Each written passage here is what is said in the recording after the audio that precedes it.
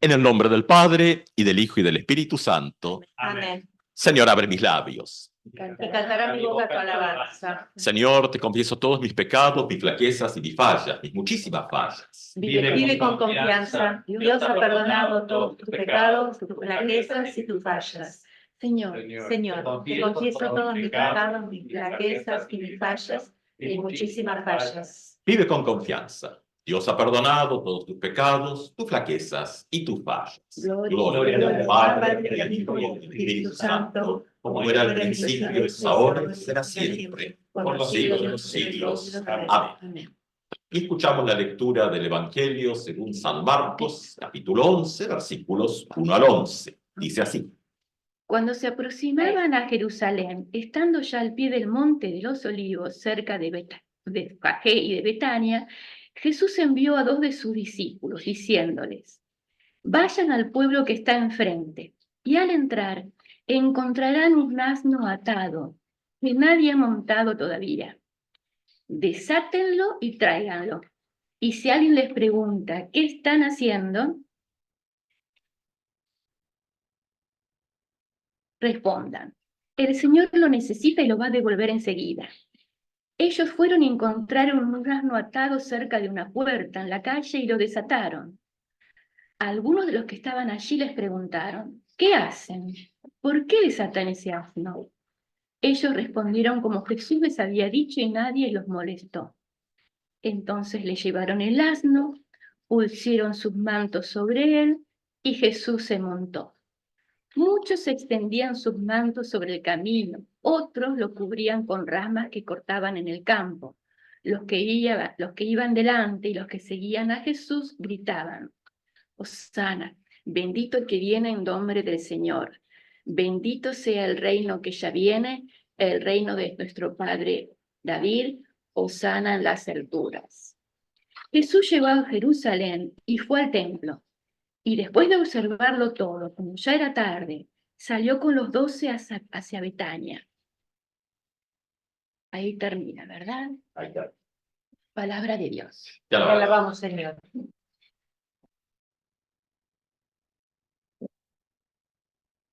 Gracia, paz a ustedes de Dios nuestro Padre, de su Hijo Jesucristo. Amén.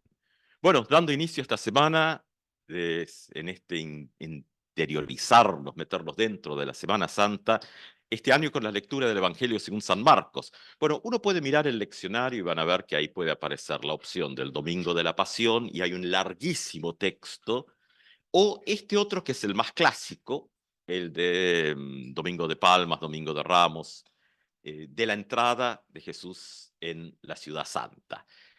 Claro, estamos leyendo Marcos y aprovechando justamente que el leccionario nos ofrece bueno, primer evangelio histórico, segundo en la lista en nuestras Biblias, ¿no? Mateo, Marcos, Lucas, Juan, bueno, porque bueno, esto durante mucho tiempo se pensaba que Mateo era el texto más antiguo, por eso está primero, bueno, hoy se sabe que es Marcos. Y este Marcos que tenemos aquí, que a veces tiene como algunas dificultades de lectura, y tal vez porque estos relatos se van componiendo con memorias. O sea, esto no es que hay alguien ahí tomando notas en el momento y haciendo un trabajo de escriba cronológico en el concepto de historia que tenemos hoy en día, que tiene mucho que ver con fecha y dato, sino que son relatos de la memoria. Entonces, claro, empieza a haber cuestiones que cuando se pone todo junto, la gente dice, bueno, pero estos son contradicciones. No necesariamente, son como la memoria va trayendo los elementos y después cada uno recuerda lo que recuerda, ¿no? Porque eso también es el problema de la memoria individual con respecto a la memoria colectiva y estas cosas que se van construyendo. Por ejemplo, hay un autor muy interesante, Josep Rido Camps, un español que ha hecho mucho trabajo sobre uno de los códices, porque lo que nosotros tenemos son cantidad de papiros, de pedazos de distintos códices que después hay que ponerlos juntos y decir, bueno, ¿cuál será? Y tal vez no hay ninguno que es y a la vez son todos. Simultáneamente, si los podemos mirar como esto de traer nuevamente al presente aquello que se lo recuerda. Recordar es poner en el corazón, recordar, cardía, corazón, es decir, y volver a traer, teniendo en cuenta que en otros tiempos la memoria actualiza. Es decir, para nosotros a veces solo un dato, claro, al haber traído todos ciertos modelos de entender la historia, también son simplemente cosas de alguna vez en algún calendario perdido, y no esto de que en la memoria la cosa se hace nueva, acá, vuelve, completamente presente. Por eso se celebra la Pascua, tanto en la tradición judía como en las cristianas, con sus variantes, por supuesto, pero la Pascua no es simplemente algo que pasó. En la celebración vuelve a ocurrir. ¿Qué hacemos en la Santa Cena? Cristo está presente del mismo modo que en la primera. Es decir, no es simplemente tomar nota de algo, es que eso se hace presente y se actualiza en la vida. Entonces, claro, entramos a la Semana Santa. Entramos con este domingo de Ramos, Palmas, y con una cantidad de preguntas también, porque ¿qué es lo que está pasando? Estamos leyendo Marcos que, por supuesto, que les hacen lectura histórico-crítica de la Biblia, van a decir, bueno, aquí hay cosas que deben ser hasta que no tienen continuidad, que están mejor en Mateo o Lucas, o tal vez Mateo o Lucas justamente porque hicieron ese tipo de lectura, las acomodaron, corrigieron, vaya uno a saber. O leer Marcos de una manera un poquito más estructural, porque en nuestro texto de hoy, cuando termina, después sale con los 12 y se va a Betania. No es como en Mateo o Lucas, que inmediatamente estaría lo que uno espera que debería estar, que está en Mateo y Lucas. Claro, tal vez uno lo espera porque lo leyó allá, ¿no? Y simplemente por eso, no por otra cosa. Pero aquí hay todo un evento que se está dando. La gente interpreta porque justamente toca la memoria. Jesús intencionalmente hace cosas, porque Jesús podría también, otra versión que podríamos escribir, bueno, Jesús vino con los discípulos y fue a la ciudad capital a ver lo que pasa, ¿no? Pero no, hay esto de buscar el asno, que no necesita ser un potrillito de asno. La traducción ahí es compleja y tiene muchas variantes, pero bueno, claro, aquí hay detrás cosas. El asno está muy atado a la realeza en Israel. Entonces, claro, esto conecta porque la gente conoce los textos. Entonces, ¿con qué conecta? Bueno, con varias cosas. Zacarías, por ejemplo, el rey que llega a Jerusalén, Zacarías 9:9, llega a Jerusalén, es fácil de acordarse, ¿no? 9:9 es esas cosas que uno memoriza fácil, los otros son más difíciles, pero donde uno dice, bueno, llega el rey, llega a Jerusalén montado en un potrillo de asno. Eh, claro, reminiscencias anteriores, allá en el libro, en el primero de los Reyes, hay una situación que está dentro de los relatos. Entonces, ¿qué ha pasado? El rey David, que está viejito y bueno, no, medio desconectado del mundo y la realidad, uno por ahí aprovecha, se revela y se hace rey en aquel tiempo. Y hace un asadito para los amigos. Y a otros no los invita, o sea, no invita al heredero, que era Salomón, no invita al profeta, no invita al sacerdote Sadoc, o sea, lo que está cerca del rey, digamos, claro, eso no están invitados. Entonces hay un relato interesante que lo traemos simplemente para ver cómo conecta. El profeta Natán, que es el mismo, por lo visto, de allá de los comienzos, del profeta del desastre contra la que se había mandado David, desde que se quedó con la mujer de su vecino y bueno, y todas esas cosas. Pero entonces el profeta Natán reaparece en el escenario y va a hablar con Betsabé, la actual esposa de David, que era la ex señora del vecino, ¿no? Y le dice, mirá, dice, acá están pasando cosas, le dice el profeta. Dice, están pasando cosas complicadas. Dice, así que mejor que vayas a hablar con el rey, porque si este otro se queda con el trono, van a volar todas nuestras cabezas. Y entonces le dice el profeta en el texto, fascinante el texto, ¿no? Le dice, vos andá y hablá con el rey. Y mientras vos estás hablando, yo voy a aparecer también por las dudas. Bueno, Betsabé va y le recuerda al rey que él ha prometido que Salomón iba a ser rey y que está pasando esto. Y en medio de eso aparece el profeta a decir que viene con una noticia, como quien no sabe nada, aparece y le cuenta al rey. Entonces, ¿qué dice David? No, dice, esto no puede ser. Vayan, dicen.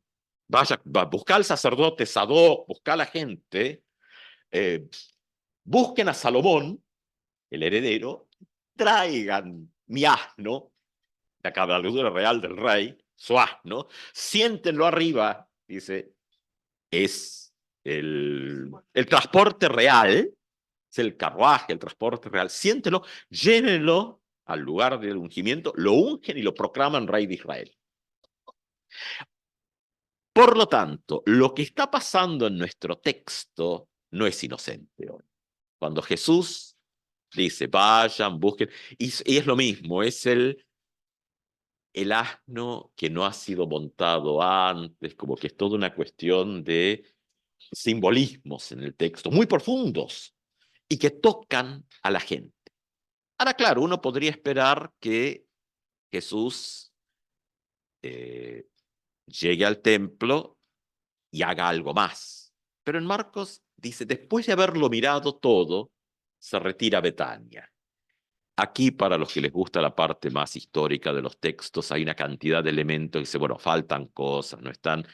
Si el Evangelio según San Marcos no es de un tiro escrito, sino que tuvo varias ediciones y hemos heredado esto. Está toda la otra línea, para los que les gusta eso, donde quiénes son los personajes que nosotros no nos faltan, porque no son necesarios tampoco, pero donde posiblemente esas otras ediciones, el joven rico, que había aparecido antes, en el capítulo anterior, que le falta una sola cosa, es vender sus bienes y dársela a los pobres, y no lo puede hacer.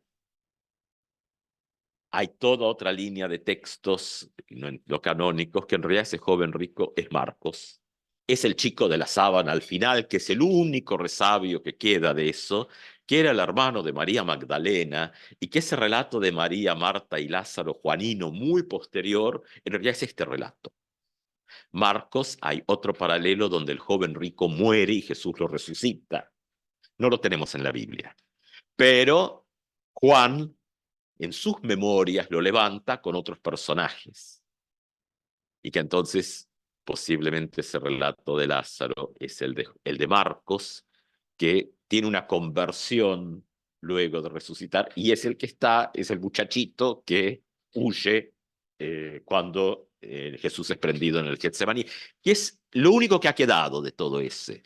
De pronto ese versículo raro en Marcos, que mientras está narrando, dice, y el muchacho que había aparecido envuelto en una sábana, que lo agarran de la sábana los guardias, y huye desnudo.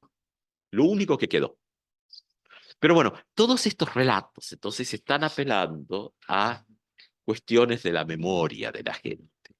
Tampoco hay aquí controversias, como podemos leer en Lucas o en Mateo.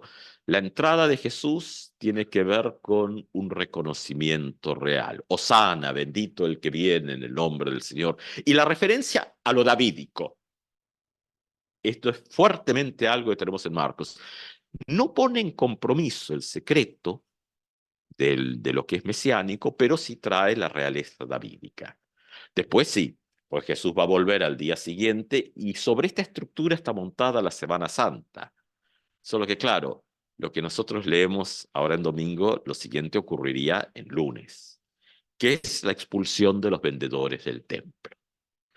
Por eso la mención al comienzo, esto se cruza con la tradición de los macabeos, Judas Macabeo, que es lo que escuchábamos al comienzo en el preludio, ¿no? Las guerras macabeas son 160 años antes de Cristo, y bueno, es una rebelión político-religiosa contra toda la cuestión griega, donde se purifica el templo. Entonces, claro, acá es donde empiezan a aparecer los elementos que van conjugando nuestra Semana Santa. Por eso la entrada con este texto es importante, y dejarla de lado es perder. Uno puede leer el texto de la Pasión, que claro es importante, pero habría que leerla entre jueves y viernes. Como la gente no va a la iglesia jueves y viernes, la pasaron a domingo. Pero bueno, pero perdemos esto que es como la apertura. La apertura es donde la presencia de Jesús conecta con la memoria de la gente. Los pueblos que pierden su memoria, ¿qué les pasa? Bueno, ya sabemos. Entonces, la memoria es un elemento clave en volver a conectar. Ahora, el problema es cuando la memoria se queda en el pasado. Porque ¿qué ha pasado con los fariseos? Vamos a ver que en este texto, sí, cuando leemos lo de la crisis en el templo, ahí no aparecen los fariseos. Claro, tal vez también por temas macabeos, ¿no? Lo último de los macabeos, si no me patina la memoria, pues está Judas Macabeo, Jonathan, que fue asesinado por los, bueno, hay o por otro grupo que está relacionado con lo griego, pero, y Simón, y luego los hijos. Pero ya en lo último empieza a haber unos problemas importantes, y Juan Hircano, que es el último, rompe con el partido de los fariseos. Bueno, todavía no está armado como tal, pero son los primeros, y se alía con el partido de los saduceos, lo cual genera un malestar muy grande, porque los saduceos eran el partido político de los ricos y el del pueblo era el de los fariseos. Posiblemente Jesús tenía mucho vínculo farisaico, por eso tiene tanta discusión con ellos. Hay poco con los saduceos, pero ahora el templo es un lugar de los saduceos, que tienen la administración de la plata y del sistema religioso. No es el sistema de las sinagogas, que es donde se predica, sino el sistema de los sacrificios. Todo un sistema que se monta sobre, digamos, un modelo sacrificial, es donde todo el sistema religioso tiene una especie de intercambio. Claro, en esto entra después la teología cristiana con la sola gracia, donde todo sistema de sacrificio se cae. Entre medio está Jesucristo. Y ahí es donde tenemos que llegar hoy, por lo menos. ¿Cómo miramos la entrada en esta Semana Santa hacia la Pascua? Porque no hay Pascua sin pasar por la cruz. Y ahí es el punto de encuentro. Por algo, esto es teología clásica luterana, sin quedar atrapados en teología conservadora, porque el problema de los fariseos no es que estaban equivocados, sino que su teología conservadora los había aislado de todas las consecuencias, se habían quedado solo con la cáscara. Entonces estaban solo viendo las leyes, cómo había que perfeccionar el cumplimiento, en lugar de ver el sentido. Es decir, de pronto el concepto de Shabbat, de reposo, de sábado, tenía que ver con el reposo, que tenía que ser equitativo para todos, para todas, para con la creación también, porque cada 7 años descansa la tierra, cada 7 por 7, 49, 50, dice el sistema bíblico, se cancelan todas las deudas y todo vuelve a foja cero, para que la nueva generación no cargue con los errores de las generaciones anteriores. O sea, era un corte con las historias negativas. Es decir, cómo celebrar algo que ponga límite a los errores anteriores. Todo un sistema. Ahora, claro, ¿qué habían hecho los fariseos? Y estaban ahí discutiendo si uno puede comer o no el huevo que la gallina puso sábado, porque la gallina había quebrado el mandamiento. Entonces, en lugar de estar mirando para qué está la ley, que es para la protección y el bienestar de la gente, están discutiendo si se puede comer o no el huevo de la gallina. Entonces, la crítica de Jesús contra los fariseos está ahí. No es que están equivocados en cuanto a las leyes, porque el mismo Jesús dice que de la ley, después hay que ver qué parte del texto bíblico es ley, porque nosotros tenemos la desgracia de que la imprenta es maravillosa, porque nos permite tener la Biblia, pero entonces de adorar piedras pasamos a adorar los textos escritos, y nos enamoramos de los códices. Dice, este es el correcto y el otro no, entonces ni siquiera la Biblia, es algún texto que se tradujo. O sea, los fariseos en realidad estaban mejor posicionados que nosotros y Jesús viene a hacernos algunas preguntas hoy. El problema era cuando su legalismo conservador los llevó a eso, a perder la profundidad que era el tema del ser humano. Hijo del hombre es algo que Jesús viene usando constantemente. Hijo de Dios, hijo del hombre es algo que están unidos. Y entonces, mirada luterana ultraclásica, volver a mirar a la cruz. Porque la cruz es un punto de encuentro de Dios y el ser humano y que es parte de nuestra forma de fe. Nosotros confesamos que Jesucristo es verdadero Dios y verdadero ser humano, que en Jesucristo todo esto se ha encontrado. Ahora, después en la práctica, inmediatamente lo separamos. En la cuestión sacramental, decimos, bueno, ahora cuestiones luteranas nos enseñaron cosas que después uno fue aprendiendo que no eran así. Que hay unión sacramental, en realidad ese es el modelo luterano, no como se ha enseñado cuando yo era chico. Pero bueno, son cosas que se van desarrollando y aprendiendo. El pan es pan, el vino es vino, y al mismo tiempo es cuerpo, es sangre. O Sase iría un poco más lejos y acotaría, pero no vamos a entrar en esa discusión. Pero, como dice uno de los viejos himnos, con el pan y vino adquiero cuerpo y sangre del Cordero. Oh misterio tan profundo, ¿quién lo entiende en este mundo? Clásico himno que las comunidades de la Hielo cantaron, porque como tenían la herencia pietista de Halle de Alemania, que pasó por Estados Unidos, por Pensilvania, y el Ministerium de Pensilvania es un poco la base de este Ministerium, claro, todo eso pasó así como por un tubo y llegó. Ahora, al igual que los fariseos, no está equivocado. El problema es cuando se queda en la cáscara. Y ahora Jesús lo que está haciendo es ir más allá de la cáscara. Porque la limpieza del templo le va a costar la decisión de que lo maten. Porque ha ido más allá de la cáscara. Porque los fariseos, como se quedan discutiendo legalidades, no tocan el problema de fondo. No están equivocados en cuanto a su esquema, pero no llegan al problema de fondo. Los otros están aprovechando el negocio. Y si seguimos leyendo, nos vamos a encontrar con toda una cantidad de movimientos. Y finalmente, ahí en el capítulo 12, encontramos lo que genera, sí, el juicio contra la administración del templo, tal vez sería mejor decir. A veces dice contra el templo, pero tal vez es contra la administración del templo, que es la ofrenda de la viuda pobre. Eso está, la ofrenda de la viuda no es algo que Jesús dice, ¿cómo? Es un problema, porque la ofrenda de la viuda lo que hace es poner en evidencia toda la corrupción del sistema. La viuda debía recibir asistencia del templo, porque para eso estaba el templo. O sea, el templo había nacido como institución, por supuesto, religiosa, pero también para cuidar de aquello que para la época, claro, hoy en día nuestro mundo, iba a decir es muy distinto y a veces uno dice, los paradigmas son los mismos que se repiten.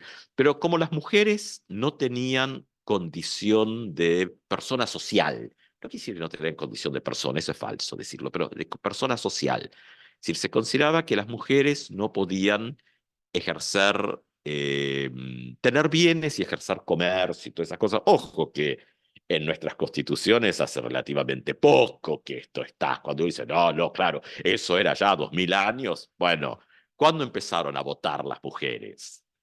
Y bueno, Claro, o sea, ciertas democracias modernas son las que empiezan a incorporar este concepto. O sea, apareció ayer. Entonces, cuando decimos, no, porque esto es allá en la historia, no, no. O sea, empezar apenas a vislumbrar otras miradas, empezó ayer. Entonces, pero el sistema de la época también buscaba, bueno, ¿qué pasa? Porque claro, un modelo era también, no de acá, no de Israel, pero modelo de ahí, por ahí de la zona, también decir, bueno, está bien, muere el marido, y bueno, y enterraban a la esposa viva junto al marido y todo en la tumba, porque se había terminado todo con la muerte del hombre, del varón. Bueno, Israel dice, no, no, no. Dice, eso no.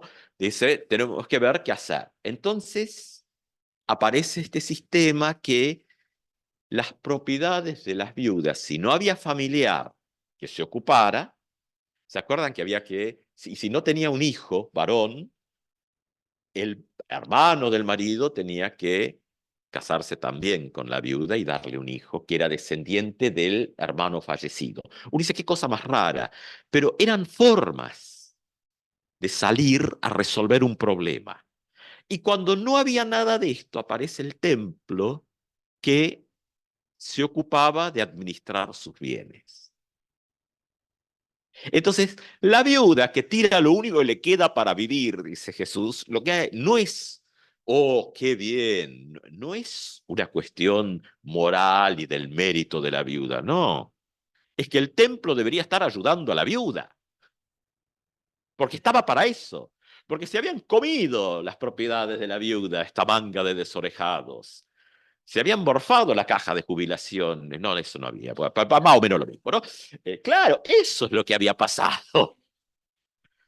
Entonces, y la cosa era, hagamos sacrificios y olvidemos todo. Entonces, ¿qué ha hecho Jesús? Sacudir la memoria y reinterpretar. No alcanza con la cáscara, sino que hay que ir profundo a ver lo que está pasando, y esto lo va a llevar a la cruz. Y aquí hay algo importante, porque la teología cristiana, teología es lo que creemos, nuestra fe, fue cambiando. Porque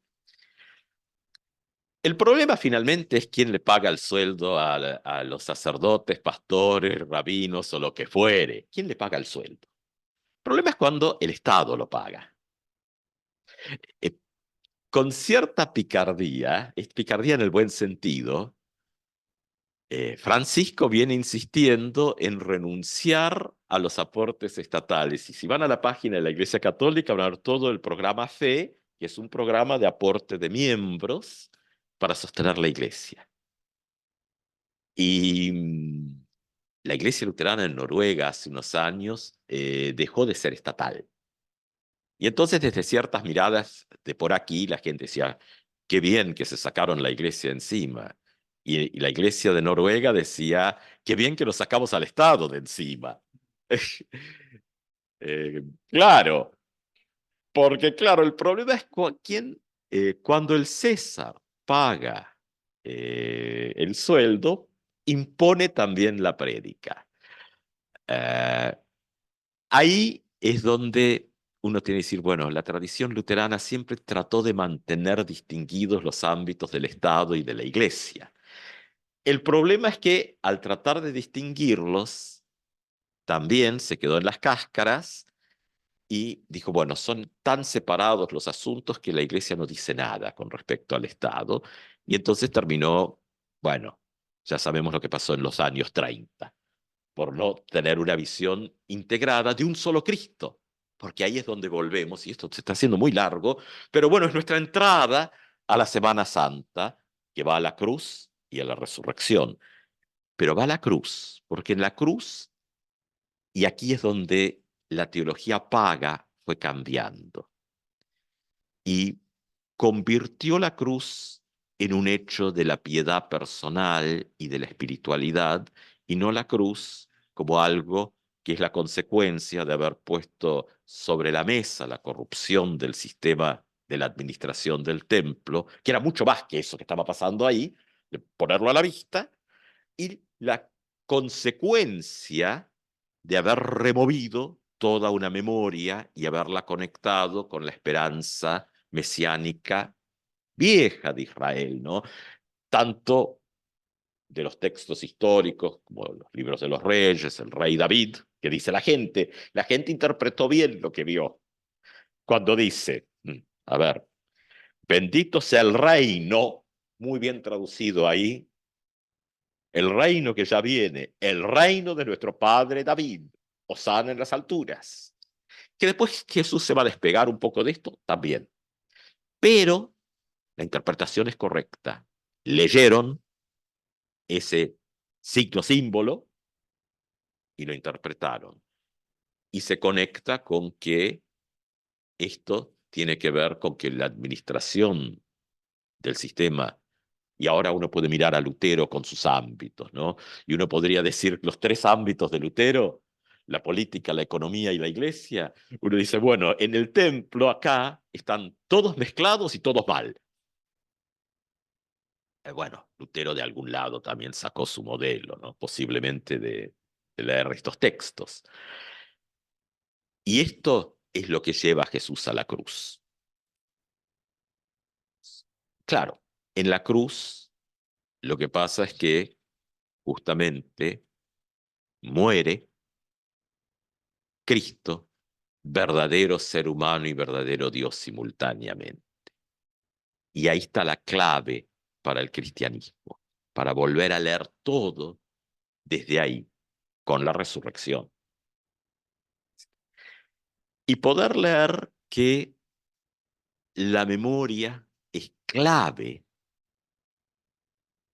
pero no tiene que quedarse en un pasado, sino en el presente. Y la tradición cristiana tiene eso metido adentro. Cristo está presente ayer, hoy y siempre. O sea, no es algo del pasado. Pedimos en nuestras oraciones que el futuro reino venga. No es que nosotros vamos. Venga a nosotros tu reino, hágase tu voluntad, decimos muy sueltos de cuerpo, aunque claro, la voluntad de Dios es la justicia del mundo. Y a lo mejor, y claro, y esta gente que administraba el templo, que aprovechaban los ámbitos, los mezclaban todos para su propio provecho, no querían eso. Bueno, y entonces deciden que esto se va a terminar en la cruz. Bueno, ahí es donde entra la esperanza cristiana y su articulación con el domingo de Pascua, que no es para hoy. Hoy es esta entrada donde la memoria ha sido levantada, pero no como simplemente algo que pasó alguna vez, sino qué significa hoy la memoria, cómo se actualiza y cómo esto impacta. Claro, esa memoria actualizada impactó en denunciar la corrupción de este grupito de gente que manejaba esto. Y ahora los fariseos quedaron fuera. Hay que, sigamos un poco a Marcos, que en esto no los acusó, en esto los dejó de lado. Con esto de que en el fondo su modelo de fe, su cáscara no está equivocada. El problema es que se quedaron en la cáscara. ¿Qué le pasa hoy en día a la iglesia? Se queda en la cáscara. Y el tema de lo que le pasa a la gente no importa, porque la iglesia discute si el huevo del sábado se puede comer o no. Y entonces navegan en un mundo de ilusiones y su propio mundo mágico, digamos, y no ver qué pasa en el mundo que llamamos real, de todos los días, terrenal, con la gente. Esa conexión se ha roto. Claro, tiene historia de por qué se rompió. O sea, este templo de aquí del texto no llegaron de un día para el otro. Y nosotros como personas cristianas en la iglesia tampoco hemos llegado a reproducir y mejorar el modelo de los fariseos y los escribas y los maestros de la ley. Esos que tenían conflicto con Jesús, que nosotros decimos, qué gente mala que eran. Pero si nosotros somos peores. Ni siquiera nos sirven de espejo. Claro, hemos logrado perfeccionarlo. Y entonces la cruz es donde es nuestro espejo. Pero la cruz también es esperanza de resurrección y de reconexión con el tema de todo lo que tiene que ver con nuestro mundo, donde la fe se conecta con la justicia en el mundo de todos los días. Lo que dice la apología de la confesión de Augsburgo, los textos confesionales luteranos, cuando los luteranos tienen problemas dicen, a ver, ¿dónde está el libro de la concordia que vamos a resolver esto? Y la traducción de Meléndez, que traduce muy exactamente, dice, el amor al prójimo es la justicia. Está traduciendo la apología de la confesión de Augsburgo, que fue el texto señero, y toda iglesia que confiese la confesión de Augsburgo de manera no alterada es la que puede llevar el nombre de luterana, dice la tradición luterana. Solo las que confiesen esto, las que no son otra cosa. Ni mejor ni peor, tal vez mejores, qué sé yo, pero esto. Entonces ahí es donde reconectamos, ahí es donde entramos a la Semana Santa, es decir, no con el sentido de la espiritualización y que nos saca del mundo, sino que la cruz está clavada en nuestro mundo. Decía el pastor Orloff, y cerramos aquí, Jesucristo fue crucificado entre dos malhechores, no entre dos velas por los altares, ¿no? Es decir, en el mundo, ahí, y ahí está el tema de la fe cristiana. A partir de ahí es donde leemos. ¿Qué dice Lutero con esto? ¿Qué es el centro de la predicación? Dice, volver a hablar de la cruz. Pero no la cruz puesta entre las velas de los altares, sino la cruz en la vida de todos los días. Que en este tiempo de entrada triunfal sea también la apertura de que Jesucristo también entre triunfalmente en nuestras vidas y en nuestras iglesias, nuestras comunidades, y sea transformador de la realidad que vivimos en nuestras vidas, comunidades y en la vida de todos los días. Amén.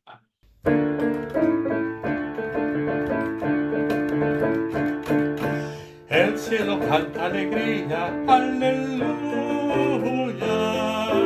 porque tu vida y la mía brilla en la gloria de Dios. Aleluya, aleluya, aleluya, aleluya. El cielo canta alegría, aleluya, porque tu vida y la mía las une en la